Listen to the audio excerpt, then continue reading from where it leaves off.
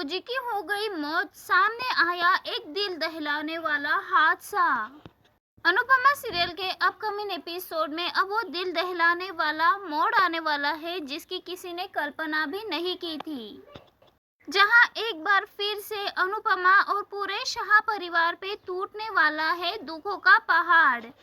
आप सब तो जानते ही हैं किस तरह से काव्या, वनराज की मौत, समर की मौत, इन सब की मौत से परिवार वाले पूरी तरह से टूट गए थे, लेकिन अभी पूरी तरह से वो अपने दुख से उभरे भी नहीं थे।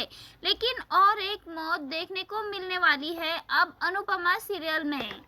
वही किस्मत में एक बार ठान लिया है कि एक बार फिर से अनुपमा और उसके परिवार की परीक्षा लेगी।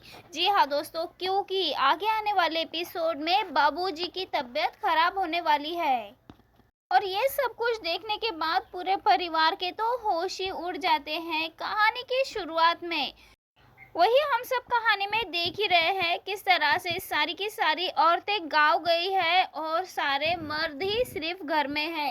लेकिन यहाँ पे बाबूजी अपनी दवाई लेना भूल जाते हैं, तभी बाबूजी की हो जाती है तबीयत खराब।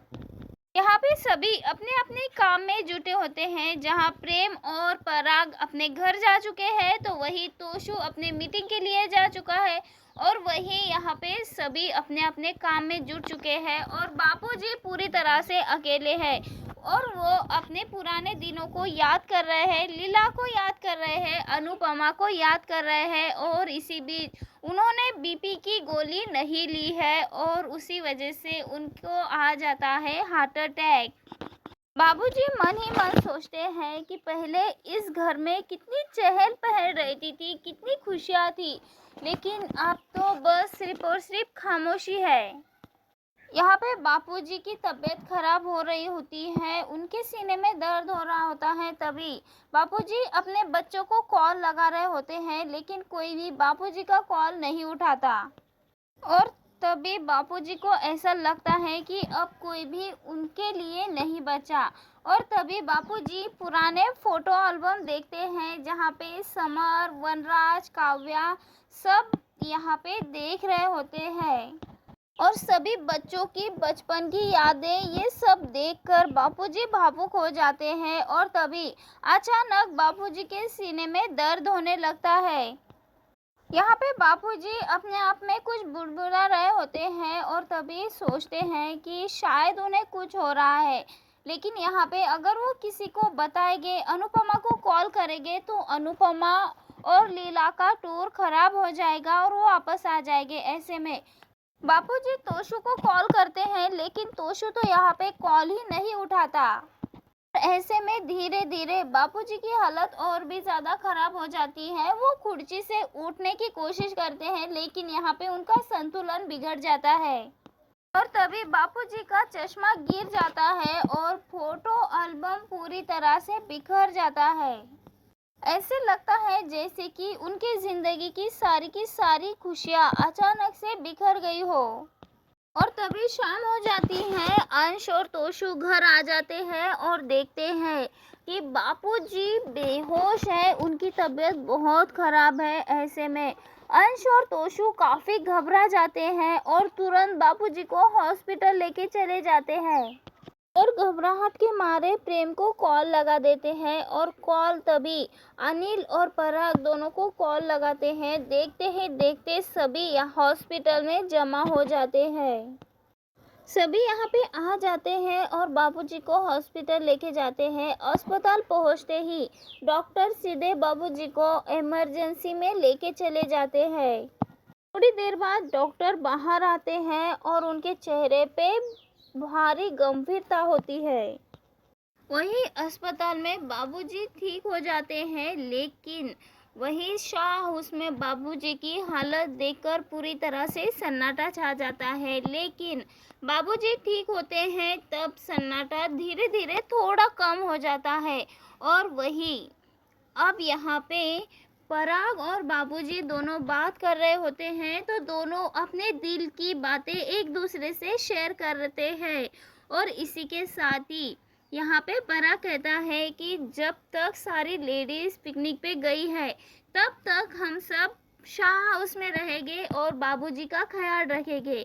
और तभी यहाँ पे बाबूजी इनकार कर देते हैं, लेकिन यहाँ पे पराग और प्रेम जिद करते हैं और कहते हैं हम सिर्फ और सिर्फ एक ही शर्त पे अनुपमा को कॉल नहीं करेंगे, अगर आप हमें शाह हाउस में रहने देंगे। वहीं दूसरी ओर भाऊ और अनुपमा की बहस हो जाती है, जहां भाऊ एक लड़की का इलाज कर रहा होता है और वो कहता है एक लड़की को जो कि बीमार है कि तुम उस पुराने स्कूल के पास क्यों गई। और तभी लड़की की माँ घबराई हालत में कहती है क्या मेरी बेटी जल्दी ठीक हो जाएगी। तब यहाँ पे प्रकाश लड़की की माँ को कहता है कि तुम डरो मत, इसे मेरे घर भेज देना, इसके नाम से अनुष्ठान करना होगा। और तभी देविका कहती है कि आखिरकार यहाँ ये सब क्या चल रहा है। तब यहाँ पे राही कह देती है कि ये सब नौटंकी चल रही है। और तभी प्रकाश उस लड़की के ऊपर भभूत डाल देता है और कहता है कि अब ये भभूत इसे संभाल लेगी। लेकिन तभी लड़की बेहोश होने वाली होती है। तभी अनुपमा बच्ची को बचा लेती है, पकड़ लेती है। सभी लोग प्रकाश का जयकारा लगाते हैं, जय जय करते हैं, लेकिन यहाँ पे अनुपमा पूरी तरह से हैरान होती है क्योंकि वो लड़की बुखार से तप रही होती है। लड़की के माँ से कहती है कि प्रकाश जी इलाज नहीं कर सकते, इस बच्ची को हॉस्पिटल लेके तो जाना होगा। और तब लड़की की माँ गुस्से में कहती है कि डॉक्टर का यहाँ कोई भी काम नहीं है, जब भाऊ ने कहा है कि ये जल्द से ठीक हो जाएगी तो ये ठीक हो जाएगी। यहाँ पे अनुपमा पूरी तरह से चौंक जाती है और कहती है कि भाऊ सिर्फ प्रार्थना कर सकते हैं, इस बच्ची का इलाज तो डॉक्टर ही करेंगे। और तभी यहाँ पे अनुपमा पे सभी चीखने लगते हैं और यहाँ पे तात्या कहता है कि भाऊ हमारे भगवान है और इस तरह से हम अपने भगवान का अपमान बिल्कुल भी सहन नहीं करेंगे। और गांव के लोग भी तात्या का साथ देते हुए नजर आते हैं। और तभी सरिता अनुपमा से कहती है कि तुम गांव के मामले में मत पड़ो। तभी देविका कहती है कि इमोशन के बीच में लॉजिक मत लेके आओ। तब यहाँ पे अनुपमा कहती है कि मुझे इस बच्ची को बचाना होगा। तब यहाँ पे देविका कह देती है तुम इसे तो बचा लोगी, लेकिन हम सबको कौन बचाएगा। और तभी तात्या कहता है कि हमारा गांव सिर्फ और सिर्फ प्रकाश भाऊ की वजह से ही सुरक्षित है, हम रात में हो दिन में हो कभी भी सुरक्षित घूम सकते हैं। तभी अनुपमा भाऊ के आंखों में देखती है और कहती है कि हमें तो इस गांव में बिल्कुल भी सुरक्षित नहीं लगा। आप नारी की सुरक्षा की बात करते हैं, लेकिन हम आपके मेहमान हैं और हमारे साथ ही गलत हुआ है। आप इतनी नारी के अधिकार की बात करते हैं, लेकिन आपके ही आदमी ने मेरे बेटी के साथ छेड़खानी की है। तभी अनुपमा कहती है कि हमें आपसे सम्मान तो मिल गया, लेकिन क्या अब हमें न्याय भी मिलेगा। अब अनुपमा बताती है कि रात में जब हम सब सो रहे थे तब आप ही के 2 आदमी हमारे घर में घुस आए। तभी अनुपमा बताती है कि किस तरह से भाऊ के आदमी ने राही को छेड़ा था, उसके साथ बदतमीजी की थी। तब अनुपमा उन आदमियों के बारे में बताती है और कहती है यही वो आदमी है, क्या अपने ही आदमी को आप सजा दे पाओगे। यहाँ पे अनुपमा भाऊ को उन्हीं के चंगुल में फंसा देती है। जब यहाँ पे देविका कहती है कि वहाँ अनुपमा क्या चाल चली है तुमने।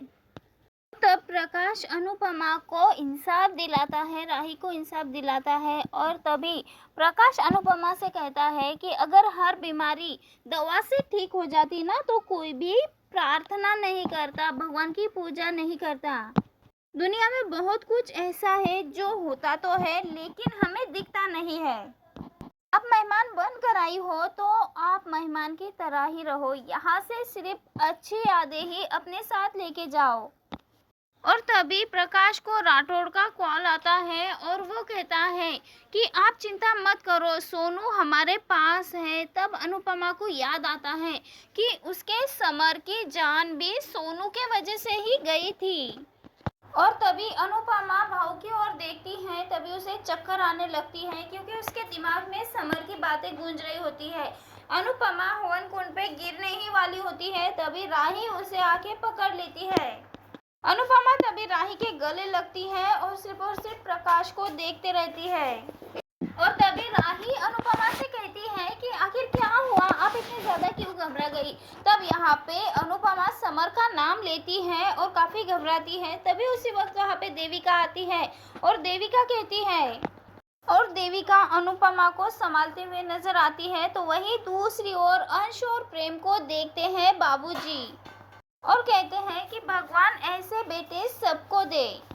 और तभी पराग कहता है कि मैंने अपने बीबी और बच्चों को तो कभी समय ही नहीं दिया, लेकिन जब पराग कोठारी एक बड़ा नाम बन गया तो उसमें बहुत ज्यादा घमंड आ गया।